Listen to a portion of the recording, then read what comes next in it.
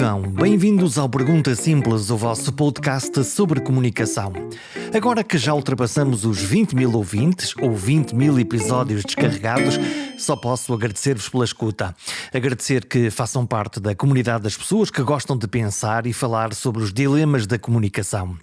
Se este é o primeiro episódio que estão a escutar, convido-vos a visitar a página perguntasimples.com para descobrir outras falas de outras gentes sobre o tema. Lá dá para comentar, para subscrever ou simplesmente para navegar entre palavras de gente interessante.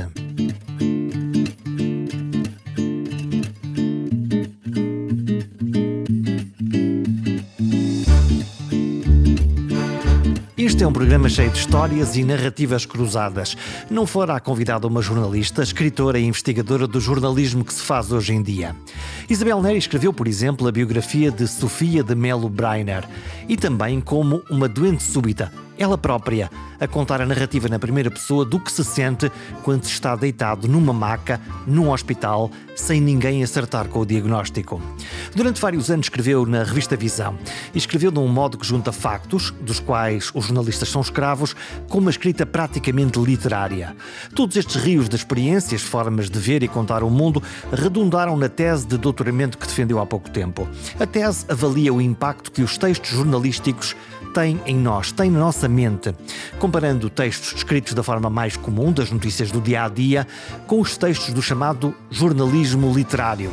São, por exemplo, as crónicas escritas em grandes reportagens. Se leram Hemingway, está lá tudo, só que não são romances, como no caso de Hemingway, são descrições de factos e emoções reais, mas feitos de uma forma muito cuidada.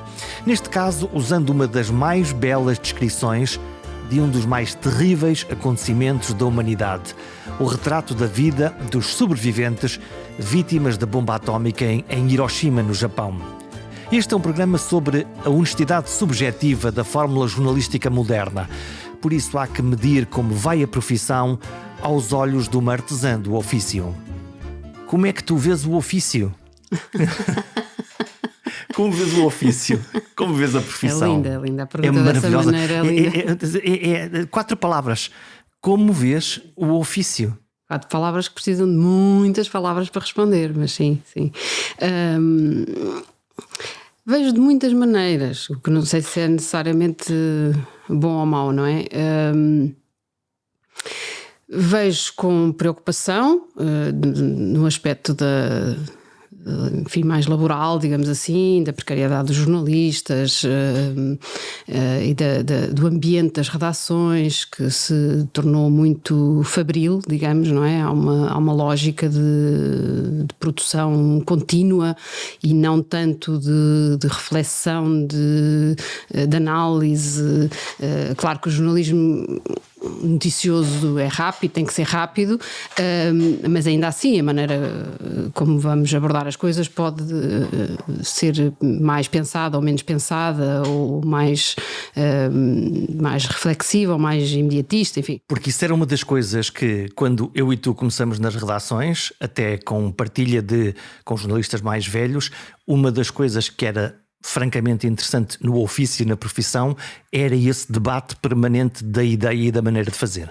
Exatamente, exatamente. Isso é uma das coisas que eu sinto que se tem perdido muito por várias razões.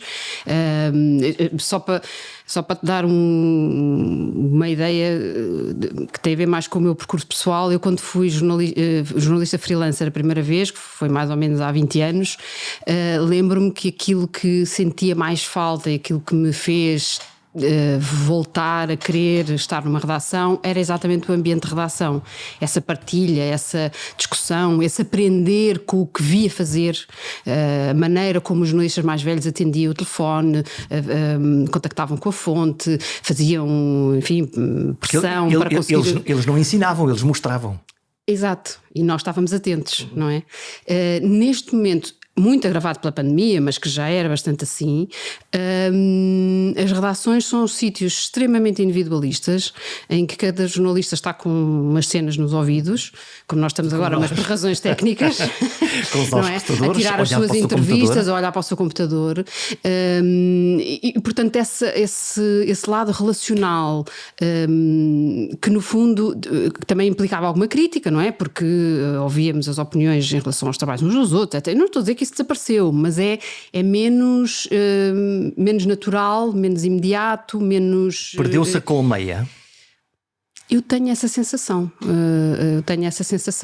Depois há aspectos que têm mais a ver com a evolução da sociedade em geral, que não é só o jornalismo, não é? Que há 20, mas mais ainda anos atrás, havia muito a parte relacional para além da parte profissional, ou seja, os jornalistas encontravam-se, enfim, muitas vezes para beber copos, mas também não apenas, mas... Era um pretexto para estarem todos juntos. Era um pretexto para estarem todos juntos e, portanto, o jornalismo ia muito para além da vida da redação, não é? Neste momento as pessoas estão... o peso do trabalho é tal, não é? Que é difícil, claro que muitas coisas mudaram, a vida pessoal, há muitas mais mulheres neste momento são mais mulheres na profissão do que homens, a questão de trabalhar madrugada dentro torna-se complicada para as vidas que se têm agora. Com horários parvos normalmente, não é? Exatamente, mas esse funcionamento tinha depois um lado bom, que era esse lado de relação e de convívio, que agora... Trabalha-se na mesma horas infindas, mas de uma forma muito individual e, portanto, esse lado que era compensador, que era o lado afetivo, acho eu, e relacional, quase que, não posso dizer que desapareceu, mas quase diminuiu drasticamente. Não é? Tens na tua memória a melhor redação onde tu trabalhaste? Foi a primeira ou não? Não, é um bocadinho difícil de dizer. A melhor redação em que trabalhei acho que foi a da Visão, sinceramente, tanto é que foi onde estive mais tempo, 15 anos, nas outras tive 2, 3 e foram várias. Exatamente, eu acho, bom, por um lado a qualidade do jornalismo era de facto boa, muito boa, para o tipo de jornalismo que eu queria fazer. Que eu queria fazer um jornalismo de reportagem, um jornalismo de lá está mais... Jornalismo de ir ver e depois vir para contar e não aquilo que são o faz meio uma breve, uma coisa não tanto muito... noticioso, porque era uma news magazine, não serve tanto para dar notícias, mas para nos dar o contexto, para nos dar a interpretação, para etc. nos explicar o mundo. Mas teve muito a ver, por um lado, com essa questão da qualidade do jornalismo, mas também com a forma como nos relacionamos. Não era perfeita, evidentemente, porque depois, como em qualquer organismo onde há muitas pessoas, há conflitos, há desentendimentos, enfim, há todo o tipo de emoção, mas existia também essa parte boa do apoio, do trabalhar em equipa, e isso fez com que eu estivesse muito mais tempo na Visão, talvez, do que eu imaginei numa fase inicial. O que é que te fica dos velhos jornalistas? Depende do que entendemos por velhos. Velhos no sentido daqueles que te ensinaram, no fundo. Nós fazemos parte da primeira leva de pessoas que chegam ao jornalismo licenciados ou com cursos superiores e acabamos por encontrar gente com muitíssima experiência, com muita capacidade de fazer coisas, mas da tarimba, no fundo de fazer mais do que ter estudado para fazer. Eu perguntava disto de entendes por velhos, porque ainda agora, por razões que têm a ver com outro trabalho que estou a fazer, tenho estado a ver muitos trabalhos jornalísticos dos anos 70 e tal, 80. E esta ideia de que temos que antigamente era tudo muito bom, não é nada verdade, não é? É uma ideia romântica. É uma ideia bastante romântica. Sim. Há ali uma altura em que as coisas são muito... Não quer dizer que os jornalistas não fossem bons, mas a maneira como se trabalhava... que o jornalismo de hoje em dia evoluiu muito e que a qualidade jornalística, como é normal em qualquer coisa, evoluiu para melhor. Sim, sem dúvida, mas ia dar o exemplo depois um bocadinho mais para a frente, por exemplo, do Cáceres Monteiro, não é? Que tinha por um lado essa ADN de repórter, e por outro lado uma grande sensibilidade para falar para o público, para as pessoas, para o que se pretendia, para o que se pretendia, quer dizer, para onde queríamos chegar, não é? A quem queríamos chegar, como queríamos chegar, que era uma coisa claramente intuitiva, não tens nenhuma fórmula até hoje, por muita investigação que se faça. Não dá para ensinar. Eu acho que dá para ensinar, mas não fechando, ou seja, não dizendo isto é assim e não pode ser de outra maneira, mas dizendo como se pode chegar àquilo que pretendemos da melhor maneira, com a melhor qualidade, servindo melhor o leitor, que há esta ideia de servir é muito importante para o jornalismo, e lá está, isso aprende-se de facto nas redações, no convívio, no contacto, nas perguntas, nas dúvidas, no que corre mal também, quer dizer, não é? E, por exemplo, esse é um exemplo, mas há muitas outras pessoas que me ensinaram, às vezes até com experiências negativas. Sim. Por exemplo, o meu início no jornalismo foi muito de está tudo uma porcaria, para não dizer uma palavra mais feia, isto é tudo uma merda, vai refazer, exatamente. Portanto, isto era o típico. Não estou a dizer que fosse muito simpático, não era às vezes duro, gente, não é? Bruta, não é? Também tive essa experiência. Mas a verdade é que, por um lado, tu sabias que aquilo era profissional, porque a seguir lá estávamos noutras circunstâncias e ninguém estava zangado. E havia uma rede, no fundo, esta gente fazia-te uma rede e dizia isto não presta, reescreve, eu acredito em ti, mas isto não funcionou bem, toca a experimentar outra vez. Isso, e havia alguém a ajudar, ou seja, voltava a ser olhado, não é? Voltava a ser visto, não é? E eu aprendia com essa, só para teres uma ideia, eu lembro-me que nos primeiros tempos, portanto, o meu primeiro emprego, no sentido com contrato, etc., foi no jornal Tal e Qual. E eu, durante algum tempo, não sei agora quanto, guardava o texto que eu tinha escrito e o texto que tinha sido editado, verdade, para ver a evolução. Para ver o que é que tinha sido corrigido. Obviamente não estava toda a hora a olhar para aquilo, mas eu achava importante perceber o que é que eu tinha feito mal, portanto, esse processo, não é? Esse processo de aprendizagem. E hoje eu acho que, obviamente, há muitas maneiras de aprender e não tem que ser esta, não é? Também não vou dizer que este é o único caminho, mas a urgência, a rapidez, o fazer, porque é preciso, no fundo, encher espaço. Sim. Não é? Que é o espaço é preciso alimentar o cavalo digital, digamos assim, que não tem finitude. E esta é uma questão também muito importante. 24 sobre 24 horas é com espaço infinito, não é? Tu tinhas... Não há deadline, não há tempo feito. Quando estás na imprensa ou as rádios e televisões continuam a ter um pouco isso, mas depois também tem mesmo ao digital, não é? Portanto, voltamos à questão. Mas a imprensa em papel tinha um limite, não é? Tinha X páginas, X caracteres. O digital não tem limite. Claro que, no fundo, fazem-se peças relativamente pequenas na mesma, não nem sempre, mas porque sabemos que as pessoas têm pouco tempo para despender. Leem 2 parágrafos e já foram embora. Pronto, mas podes fazer uma coisa gigantesca, que isso não é impossível, não há esse limite. O que tem as suas vantagens, como é evidente, não é? Mas altera muito as regras iniciais do jogo. As regras então, agora serão outras. O digital, apesar de ter sido ou estar a ser vendido como a última bolacha do pacote, a par da gratuitidade dos conteúdos, matou o jornalismo? Ou está a matar o jornalismo? Não, acho que não podemos dizer isso. Acho que transforma muito. Talvez tenha matado uma certa maneira de fazer jornalismo, eventualmente. Porque o modelo de pagamento baseado na publicidade genericamente desveio-se e praticamente desapareceu, quer menos investimento publicitário, e por outro lado lá está esta noção de que eu posso ir ao santo Google, ou posso ir a qualquer página de qualquer jornal ou revista ou televisão e está lá tudo, porque é que eu hei de pagar para ter aquilo? Pronto, mas aí a questão é exatamente que matou o modelo de negócio. Isso não matou o conteúdo. Não acho que tenha morto o jornalismo, não é? Porque eu não tenho essa...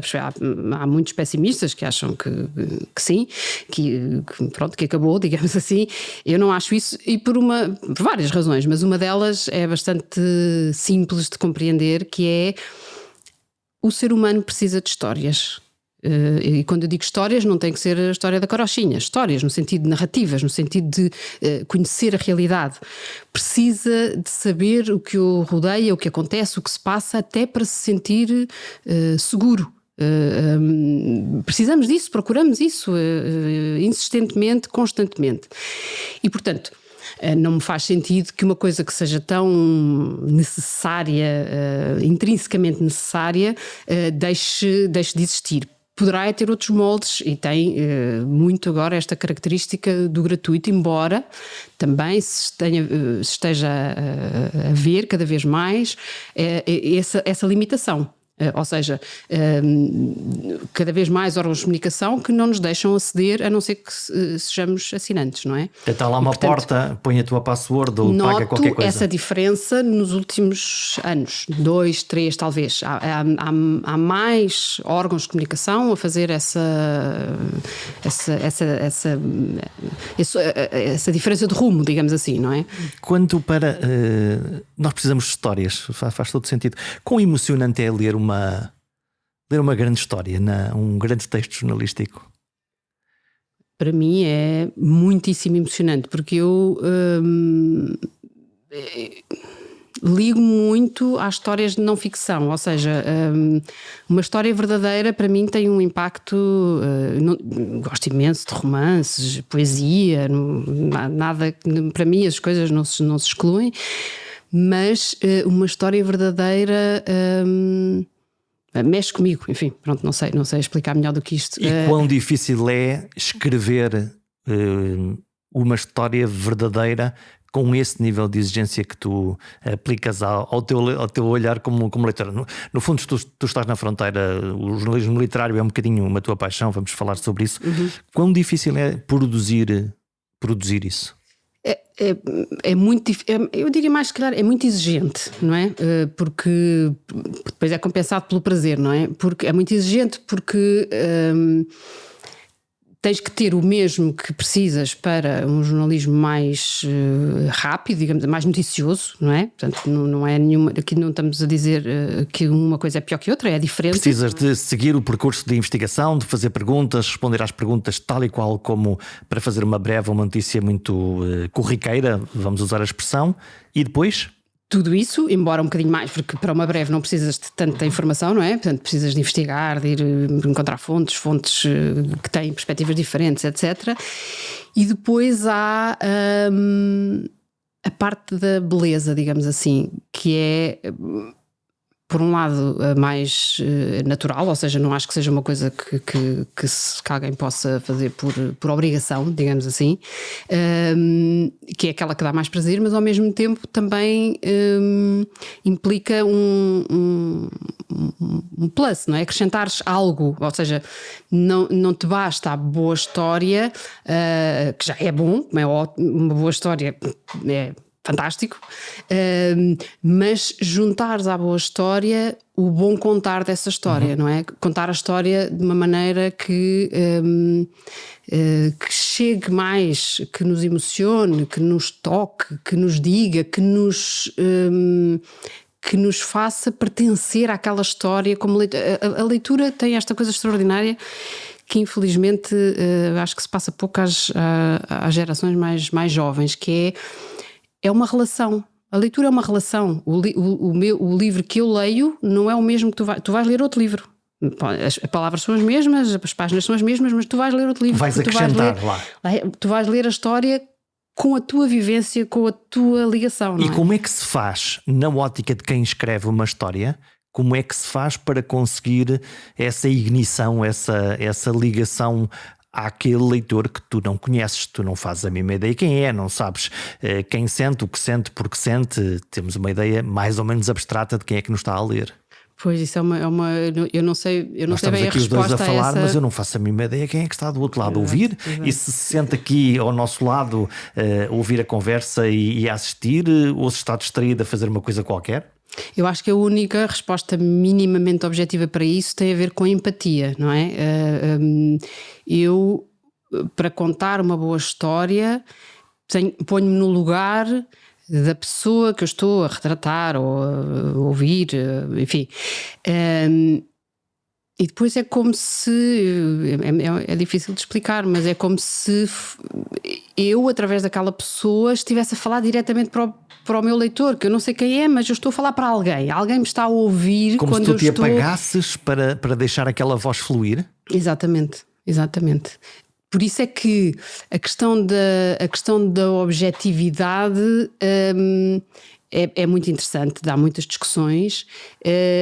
Acreditas nela?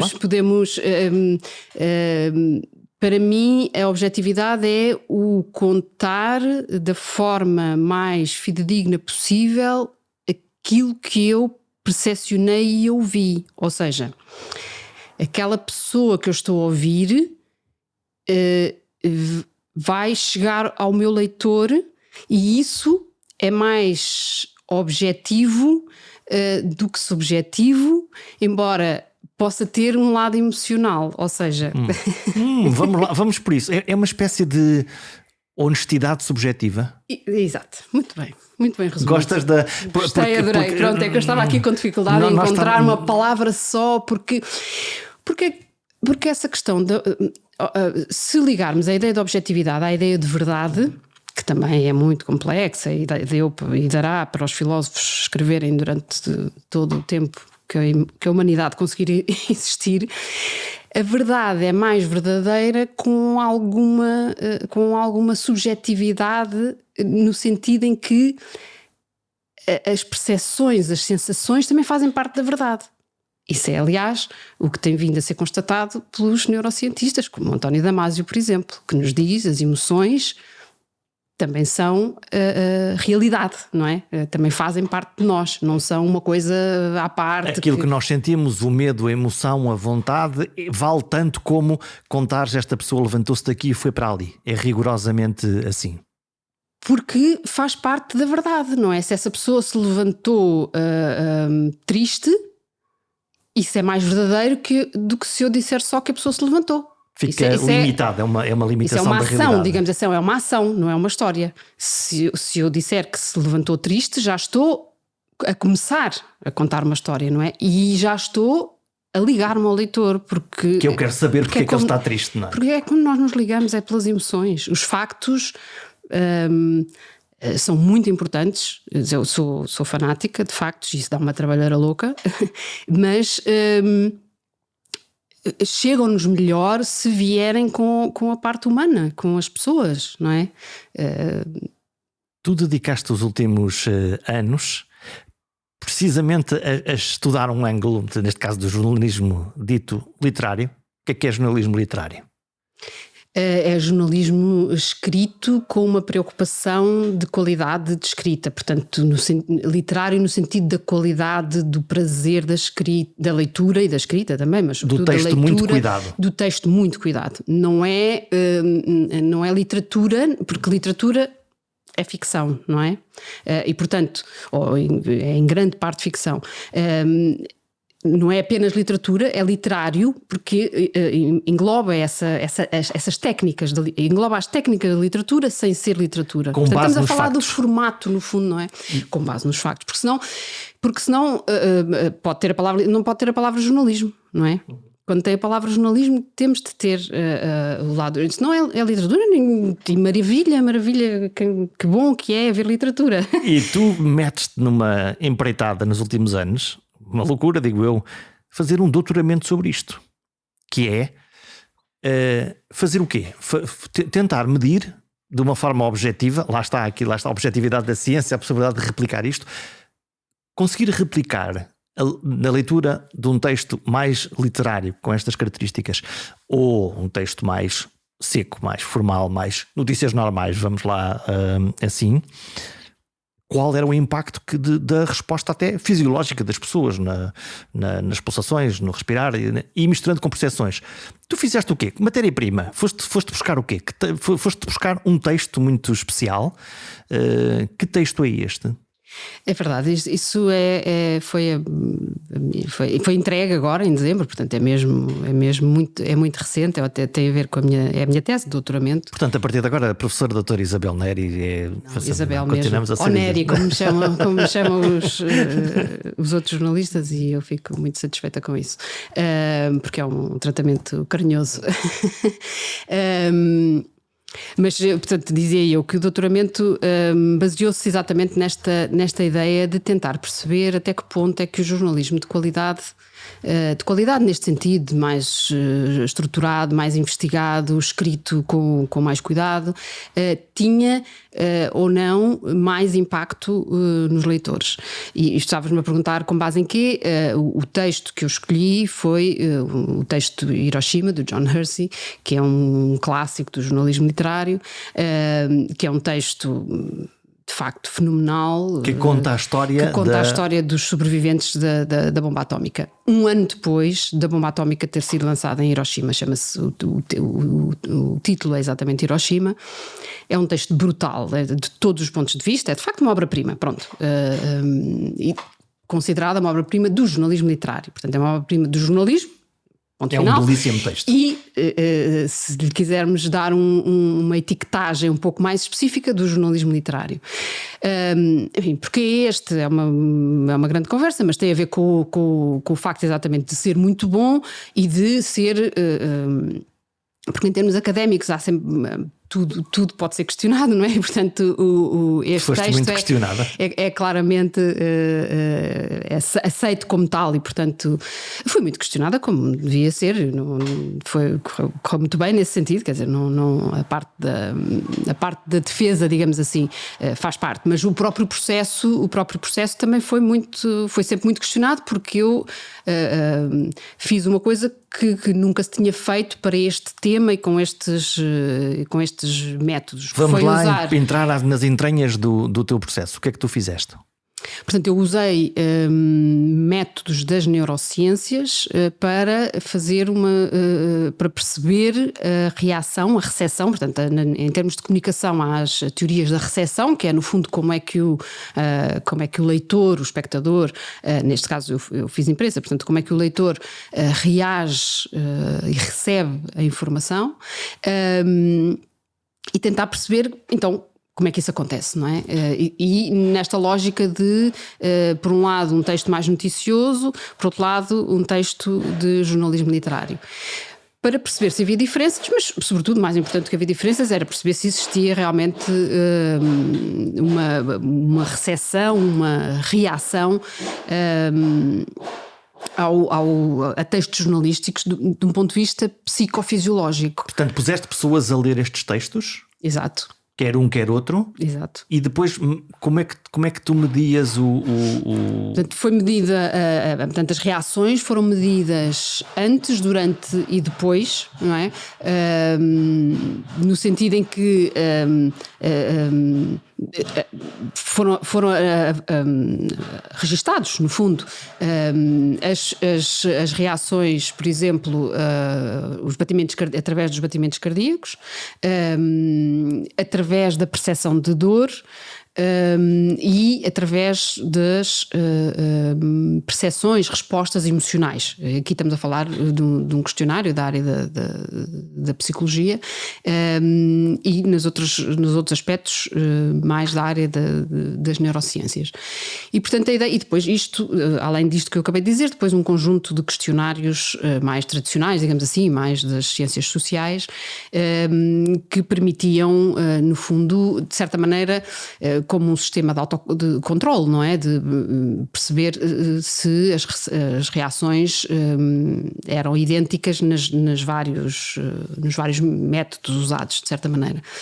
E as conclusões é que umas corroboraram as outras, realmente. Quer dizer, não há... imagina, uma pessoa que no questionário responde que aquele texto lhe causou muita emoção, depois não é contraditório com as reações mais psicofisiológicas, como a percepção de dor e o batimento cardíaco. E, portanto, os resultados foram muito interessantes, no sentido em que se comprova de facto a existência de efeitos, se comprova a diferença de efeitos de um texto e do outro. Portanto, eu não posso dizer que o texto noticioso não causa efeitos, causa, sim senhor, o que me deixa muito satisfeita como jornalista. O de jornalismo literário causa efeitos um pouco diferentes, mais emocionais, mais profundos. E depois houve ainda uma outra avaliação que tinha a ver com as características mais pessoais.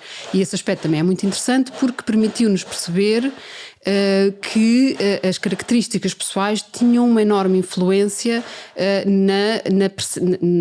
nessas reações psicofisiológicas, não é? O que também é muito interessante para o nosso questionamento como jornalistas, porque é sempre aquilo que estávamos a falar há pouco, a decisão de fazer um tema e como chegar ao leitor, etc., continua a ser altamente questionável. Podemos sempre discutir porque é que se fez uma coisa, porque é que não se fez outra, e decidir de uma ou de outra maneira. E, num certo sentido, isso tem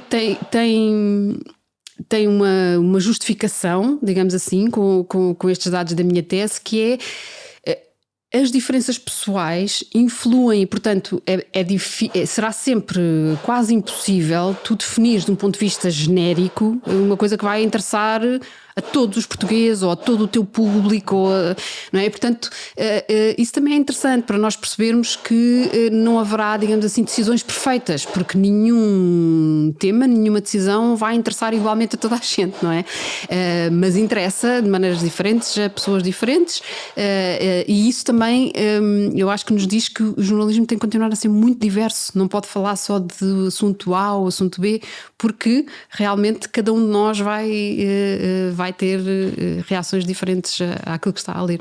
A diversidade pode ser uma boa maneira de equilibrar aquilo que se chamam os critérios clássicos editoriais, porque é que um jornalista faz uma determinada coisa ou não faz outra coisa? Sim, eu acho que, por isso é que eu te dizia que eu acho que este aspecto é também muito interessante de discutir do ponto de vista jornalístico, até porque nós temos tido um paradoxo, digamos assim, que tem a ver com a ideia de que a internet tornaria tudo mais acessível, toda a gente estava mais informada, as democracias iam, enfim, explodir por esse mundo fora, porque as pessoas estavam muito mais conscientes de tudo o que se passava, e tudo ia poder ser relatado, porque não há limites para aqueles todos que estávamos a falar. Fala o tempo que quiseres, escreve o que tu quiseres, e ainda por cima há um meio de difusão que pode chegar a todo lugar que todas as pessoas que queiram. E ironicamente o que tem acontecido é o contrário disso, embora tenhamos que admitir que também há muito mais informação do que havia antes, portanto as coisas não são nem todas más nem todas boas, mas eu acho que há menos diversidade de temas na imprensa, por exemplo. Estão todos os jornais a falar da mesma coisa, há pouca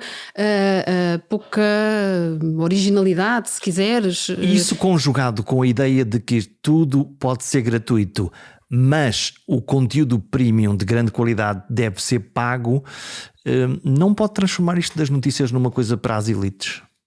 É um risco. Deixando de fora grande parte da população. Uhum. É um risco porque os questionários feitos, por exemplo, o Reuters Institute, que saem com muita regularidade, indicam-nos exatamente que a maioria das pessoas se informa ou se sente informada nas redes sociais, por exemplo. O que é uma grande mentira. Que é uma grande mentira, depois temos que esmiuçar um bocadinho, porque depende daquilo que, se estamos a falar de leres um artigo do Público ou uma peça da SIC. Mas isso é jornalismo que por acaso está nas redes exato, sociais. mas as pessoas têm dificuldade em fazer essa distinção. Achas que não conseguem detectar no fundo a diferença entre o que é mais verdadeiro ou menos verdadeiro?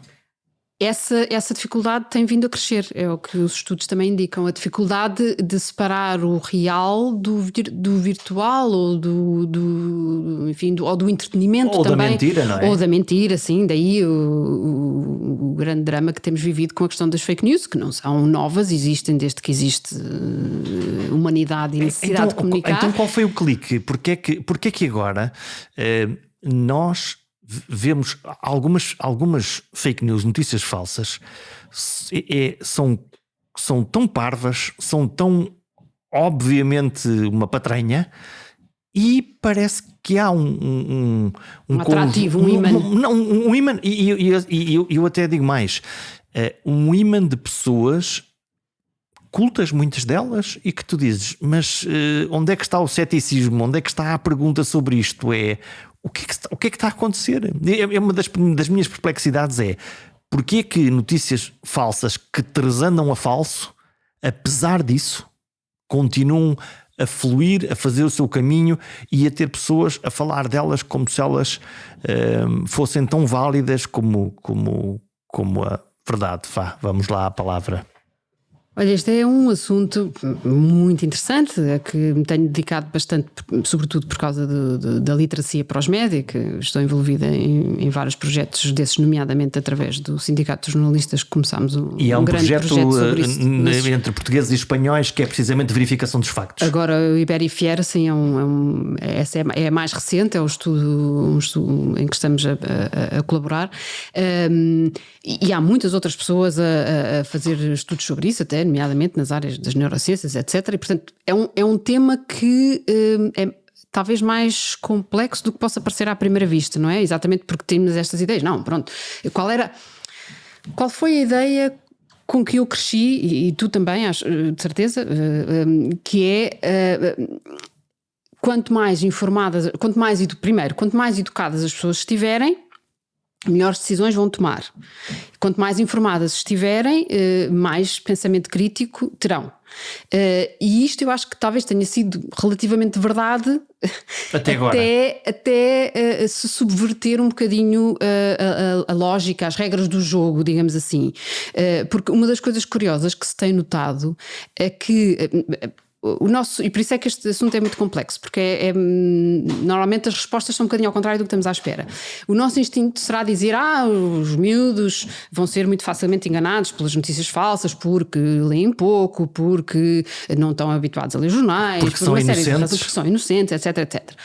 Tudo isso poderá ser verdade, mas uma das coisas que se tem constatado é que as pessoas mais velhas são mais vulneráveis às notícias falsificadas. Nós preferimos o termo falsificado exatamente porque há uma intenção. Porque estão adulteradas as notícias. Sim, exatamente. Mas tu não ficas surpreendida, e eu confesso que esse fenómeno eu não consigo perceber.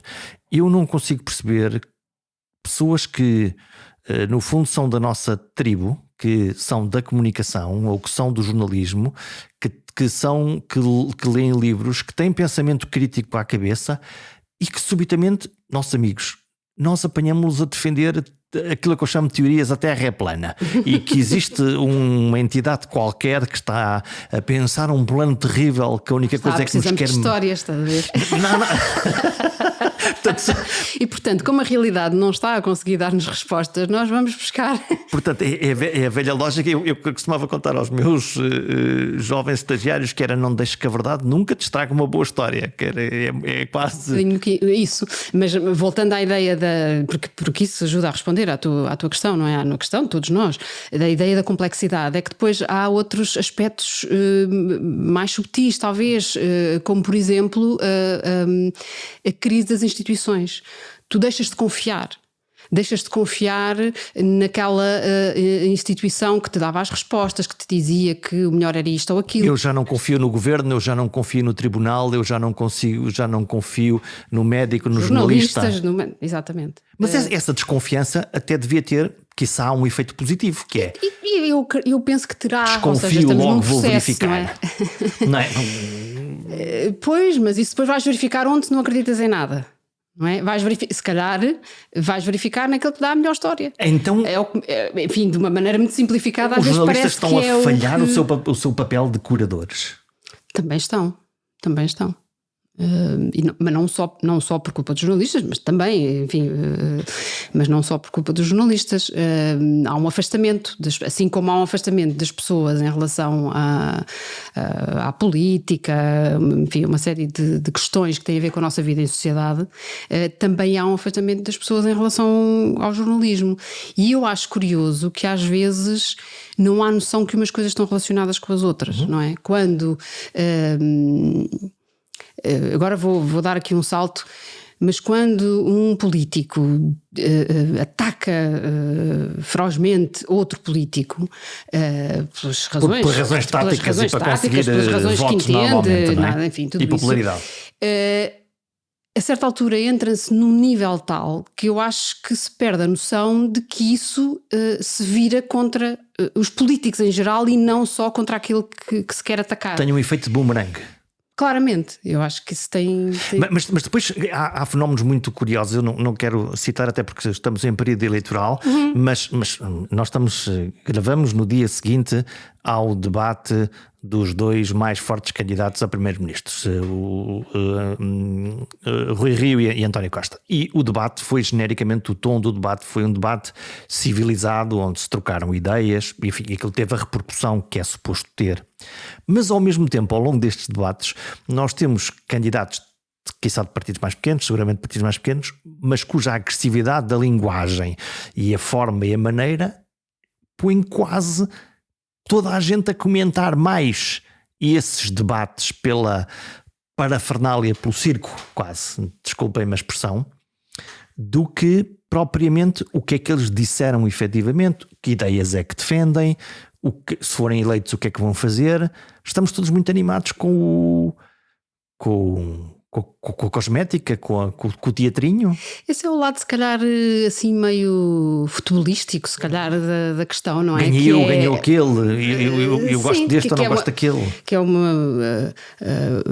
penso que uma das razões porque o futebol é tão popular é porque é fácil, digamos assim, quer dizer, não é preciso, qualquer pessoa pode olhar e ter opinião sobre, não é?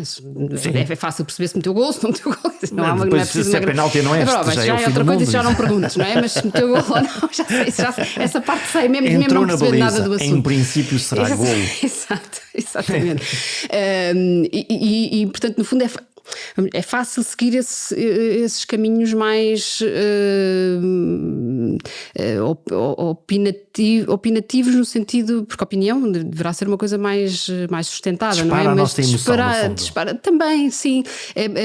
Consegues comentar com muita facilidade se a pessoa foi mais agressiva ou não. Já não comentas com tanta facilidade se o candidato estava bem preparado, se está a falar dos temas que... Gosto desta ideia, eu não gosto daquela.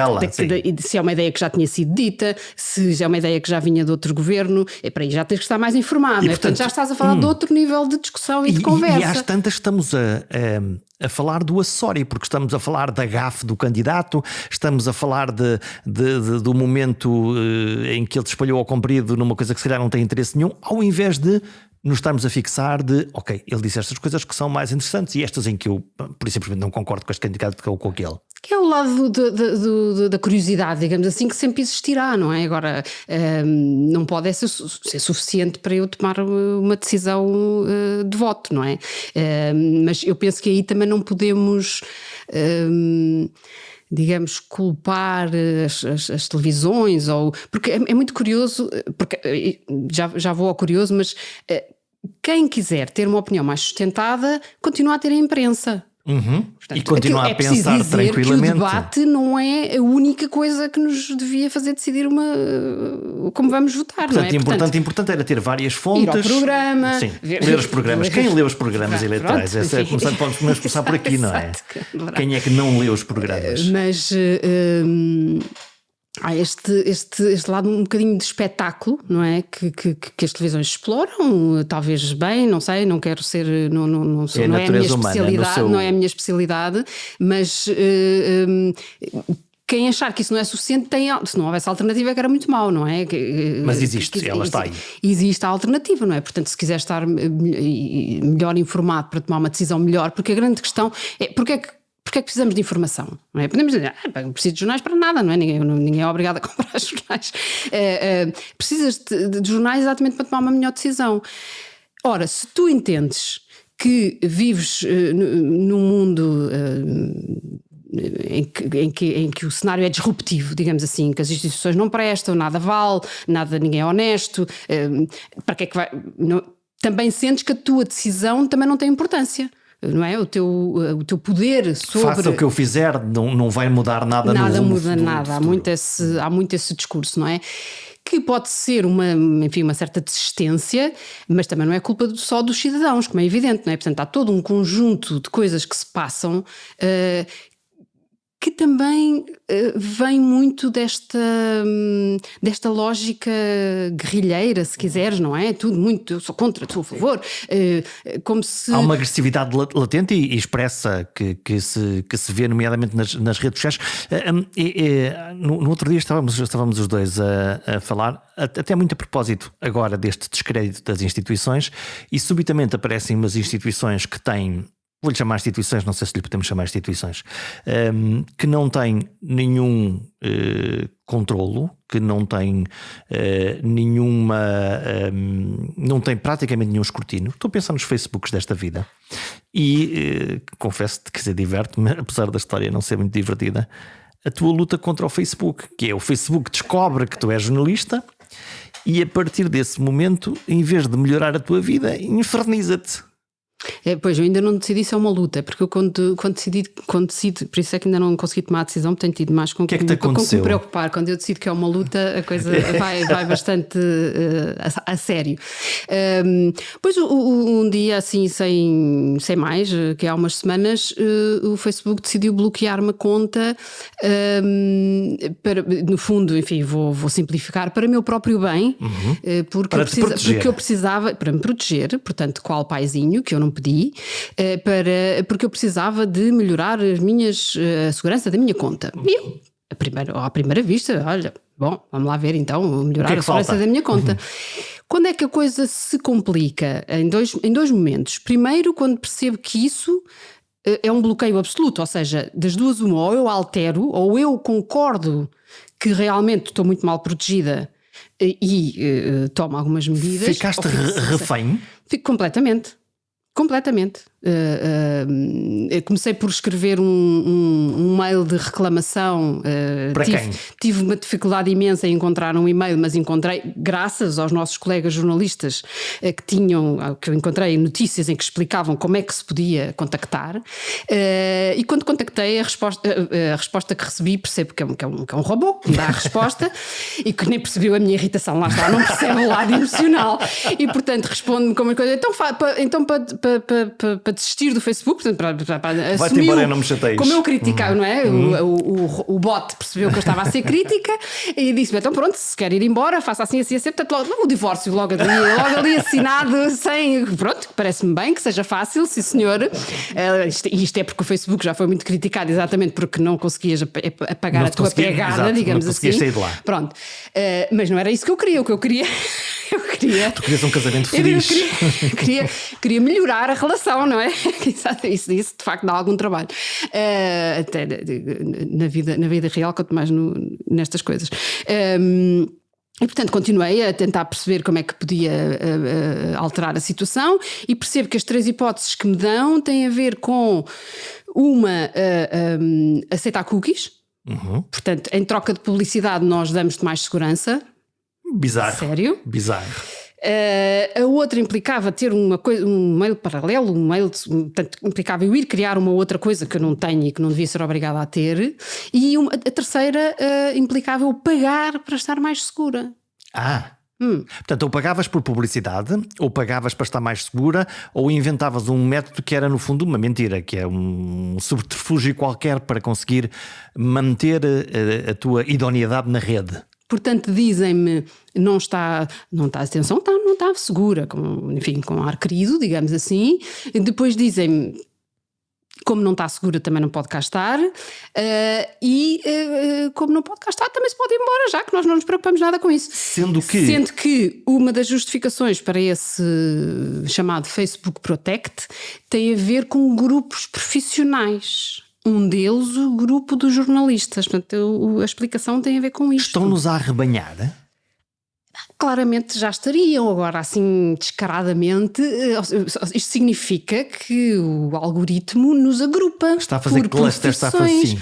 E neste momento nós achamos que isto é tudo muito inocente, porque põe as pessoas, a maior parte, põe lá umas fotografias de férias e umas coisas assim, portanto, o que é que se interessa, não é? Mas na verdade isto tudo se encaminha para a ditadura digital. E mesmo diga assim, não vai haver, não, ditadura não, porque isto ou porque aquilo. A verdade que não está minimamente consciencializado é que o poder neste momento é digital. Portanto, nós podemos estar aqui a discutir eleições e candidatos e tal.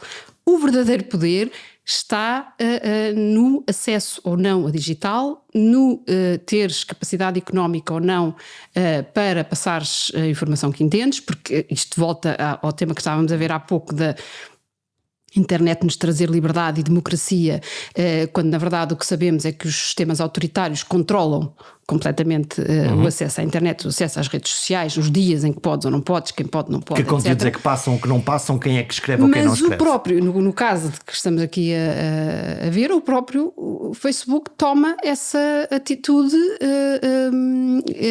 indiscriminadamente e de forma completamente totalitária. Porque acontece esta coisa extraordinária que é, eu neste momento tenho o meu e-mail atolado de mails do Facebook a dizer-me que Jorge Correia gostou não sei de quê. Mas tu não consegues lá ir ver. Não só não consigo lá ir ver, como não consigo apagar essas notificações. Ou seja, eu digo assim, pronto, então não quero nada com isto. Vou apagar estas... Eu não consigo apagar as notificações porque eu não consigo entrar na minha conta. Enquanto eu não aceitar nenhuma daquelas possibilidades de segurança que muito amavelmente me querem impor, não é nada amavelmente, mas enfim, ironicamente, eu também não posso deixar de estar em ligação com, com o sistema. E isto eu acho que é muito preocupante, porque é isso, é um poder totalitário. Eu não tenho capacidade para alterar isto e lá está, portanto, aparentemente, enquanto quando reclamo de uma determinada empresa, em princípio, não será assim, mas em princípio a empresa tentará que eu não deixe de ser cliente. E normalmente há uma pessoa que aparece do outro lado a quem a gente cada vez menos, mas sim. Enfim, não é? Ainda há alguma tentativa nesse aspecto. Estes gigantes, porque são gigantes que têm mais poder económico do que o PIB de Portugal. No fundo não quiseram saber de ti. Pois, mas isso essa parte é com que eu convivo melhor. Sim. Eu não convivo nada bem com este conceito base que me podem impor e que a minha vontade não tem importância nenhuma, e que no fundo como eles são detentores da tecnologia, eu não tenho forma. Tu estás em casa deles, no fundo, quer dizer, aquela ideia de que aquilo também era nosso fugiu. Sim, não claro, é? Claro. Tu partilhas isto com outras pessoas, em particular jornalistas também, e o que é mais surpreendente é que nem toda a gente atribuiu a mesma importância que tu a isto que aconteceu. Não, a maior parte não atribui importância nenhuma. Achou, pois, então é normal, então tens que melhorar a tua segurança. Já é um salto grande, mas vamos dar o salto de aceitar que sim senhor, que tem que alterar. Não desta forma, não de forma impositiva, não sem me dar qualquer hipótese sequer de alterar a situação que me impuseram. Portanto, mas isto é apenas, repare, isto é um grãozinho, nem sequer um grão, é de areia, é um pozinho, numa lógica muito preocupante em que estamos a viver, porque quando eu te dizia há pouco que o poder está ali, o poder é uma coisa muito atrativa, não é? E portanto, se o poder está ali, muitos vão querer tomar aquele poder, porque nós continuamos a pensar que o mundo está organizado em partidos e em organismos políticos e tal, e as pessoas estão muito zangadas com tudo isso, com muitas razões, sem dúvida nenhuma, mas com este outro poder que é muito maior, não se zangam. E repara que o poder político, enfim, lá está, nós também evoluímos como sociedade nesse aspecto, e tenho a certeza que a questão das redes sociais também irá evoluir alguma coisa, não sei em quanto tempo, mas terá que evoluir alguma coisa, porque temos de ter noção também que isto é relativamente recente na nossa história. E portanto estamos todos a aprender como é que se lida também com isto. Sim, completamente, mas só dizer que no caso dos poderes políticos, eles também foram evoluindo. Tu tens, portanto, nas democracias, e essa é uma das grandes vantagens das democracias, tens vários poderes que se controlam uns aos outros. Há um escrutínio geral e tu não pões os ovos no mesmo cesto. Tens um tribunal, tens um sistema judicial, tens um tribunal constitucional, tens um presidente da República, tens um governo, tens um parlamento, e portanto todos esses poderes devem.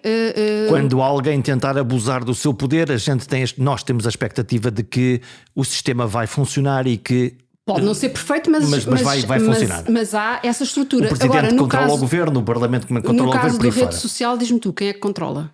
Ninguém. E, portanto, um poder deste tamanho não pode continuar à solta, digamos assim. Porque eu não posso basear-me apenas na boa vontade de quem tem todo este poder e todo este dinheiro, porque estamos a falar de um poder gigante economicamente, além do poder da informação. Portanto, estamos aqui numa conjugação muito enfim, preocupante, embora eu acho sempre que há a solução, mas só há a solução se as pessoas começarem a ter consciência e reagirem de alguma forma. Para fecharmos este episódio, este podcast, vou citar-te. A caminho do teatro encontro-me com uma amiga que me ofereceu os bilhetes. Mais adiante, um amigo que não via há 20 anos. E entre uma coisa e outra cruzo-me com uma figura pública que vou entrevistar, embora essa figura pública não saiba ainda que vai ser entrevistada por mim. Essa ideia é gira. Para quem não é nada esoterismo, só há uma explicação. Há muito tempo que não saía à rua. Isto estamos a dar cabo de vida, esta Covid, não está? Está mesmo, e acho que vai ser assim durante muitos anos, não só porque o vírus não vai desaparecer, mas também porque os efeitos sociais, psicológicos, emocionais vão estar aí, sem dúvida. Eu lembro-me agora que tu escreveste um livro, vários livros, escreveste, nomeadamente a biografia de Sofia de Melbrenner, Salve-nos a Poesia, mas há um pequeno livro que tu escreves que é um ensaio que na realidade tu dizes, todos precisamos de histórias, não é? E tu contas a tua história de quando tu ficaste doente e o período que vai desde o seres saudável e imortal até esse acidente, um derrame cerebral, é disso que estamos a falar, e tudo aquilo que acontece. É uma história de vulnerabilidade. É também. Porque hoje, se calhar, sentimos todos assim, e tu sentiste de uma forma aguda num determinado momento, que foi estar no fundo de uma maca a ver as luzes do teto a contar esta história. É muito interessante que faças agora a ponto, porque eu tive reações muito diferentes da maior parte das pessoas em relação à pandemia logo numa fase inicial. Nunca num sentido negacionista, nunca num sentido de que pronto, isto não é nada, não vale a pena estarmos preocupados, mas no sentido que, e digo isto muitas vezes, enganei-me em tudo relativamente à pandemia, menos ao facto de que iria ser uma coisa muito prolongada nas nossas vidas. Isso para mim ficou logo claro pouco tempo depois. Não vinha assim. E ia logo. E nesse sentido, achei sempre que o que precisávamos fazer era aprender a viver com essa nova realidade. E não tanto escondermos, fecharmos todos em casa. E não estou a dizer que isso não foi preciso num certo momento. Não vale a pena agora entrar nesse, porque já aconteceu tanta coisa que era difícil agora entrar aqui quando é que devia ter acontecido, não devia ter acontecido. Em algum momento, se calhar, justificou-se. Até porque estávamos todos a aprender, todos mesmo, não é? Como é que sobrevivemos a isto? Mas quando falava com outras pessoas, a certa altura, não foi logo, mas a certa altura comecei a pensar, talvez eu tenha esta perspectiva porque já passei por uma coisa que me fez pensar que a vida tinha de continuar apesar de estarmos perante um problema muito grave, porque no caso daquilo que eu tive, além de ter sido muito potencialmente mortal, porque 70% das pessoas morrem com aquilo que eu tive. Além disso, depois fui vítima de negligência médica, que é outro tema também muito interessante, porque em Portugal temos uma maneira de encarar o problema muito negativa para os doentes, porque se entra nesta lógica de negligência, que significa, do ponto de vista jurídico, uma lógica de crime. E, obviamente, na esmagadora maioria dos casos do que se trata é de um erro. A esmagadora maioria, bem, será uma coisa de filme, digamos assim. O médico que faz uma coisa, que comete um erro que prejudica o seu doente por dolo, por vontade, quer fazer. E, portanto, entrando nesta lógica, é quase impossível tu conseguires ganhar em tribunal. Há casos, mas é muito difícil, porque é quase impossível uma situação dessas acontecer. Portanto, o que tem acontecido noutros países, como França, por exemplo, é que se as coisas alteraram-se do ponto de vista jurídico e olhas para o problema como um erro e como uma causa e efeito, ou seja, no fundo comprovares que houve um efeito daquela decisão médica, não necessariamente por dolo. Há uma responsabilidade e não uma culpa, no fundo. E, portanto, é há uma essa responsabilidade. Exatamente. E isso é muito importante, porque, voltando ao nosso tema inicial, precisamos de nos pacificar quando as coisas correm mal, para não vivermos eternamente em sofrimento. Para nos pacificarmos, precisamos ter uma história para aquilo que nos aconteceu. Para termos uma história para aquilo que nos aconteceu, precisamos de um desfecho dessa história. E há pessoas que andam há décadas para fazer um fecho em situações deste tipo, relacionadas com a negligência, porque os tribunais andam anos, as coisas... Lá estão as instituições outra vez, não é? A não funcionar. Aqui eu acho que não é tanto erro das instituições, é mesmo, e nós que temos muita mania de legislar em Portugal, já se deveriam ter criado algumas alterações que permitam esta... Embora também seja de instituição, porque de facto as instituições podem olhar... A legislação que existe, apesar de tudo, permite que encares as coisas de outra forma, embora não fosse mau haver algumas alterações. Mas pronto, isto... Agora veio a talho de foice por causa da questão do que me tinha acontecido, mas foi importante para mim, embora só tenha conseguido fazer isso muito tempo depois, porque foi um processo muito, muito, muito doloroso, escrever a história por exatamente ter a noção de que outras pessoas teriam passado pela mesma coisa e... seria muito improvável que outras pessoas, até por razões estatísticas, como eu já te disse, que outras pessoas tivessem passado pela mesma coisa, tivessem sobrevivido e soubessem escrever um livro sobre o tema, não é? E, portanto, essas características, digamos assim, obrigaram-te a escrever sobre isso. De certa maneira, sim, eu senti uma certa responsabilidade que vai de encontro a uma frase de que eu gosto muito, porque eu acho que se aplica a muitas decisões que tenho tomado depois disso, que é assumir a responsabilidade de estarmos vivos, que é um pensamento de um filósofo francês. Porque se assumirmos essa responsabilidade, dificilmente entramos nessa lógica de que não vale a pena, de que não há nada a fazer, de que está tudo mal. Portanto, se cada um tiver a responsabilidade de pôr uma cruzinha num voto, está a fazer o seu papel. Se cada um assumir a sua responsabilidade de aceitar que cometeu um erro e com isso ajudar, não vai resolver, não vai devolver o mal que fez ao doente, mas permite-lhe encerrar esse processo, e isso é extremamente importante. Há pessoas a sofrerem brutalmente há anos a fio e não há necessidade. E portanto esse assumir de responsabilidade pode fazer toda a diferença na vida de cada um de nós, mas na vida também do conjunto, do coletivo, em sociedade. Há sempre coisas para fazer, há sempre histórias para contar e para partilhar, e esse exercício melhora a nossa cidadania, a nossa forma de encontrar um caminho comum entre todos. Até para a semana.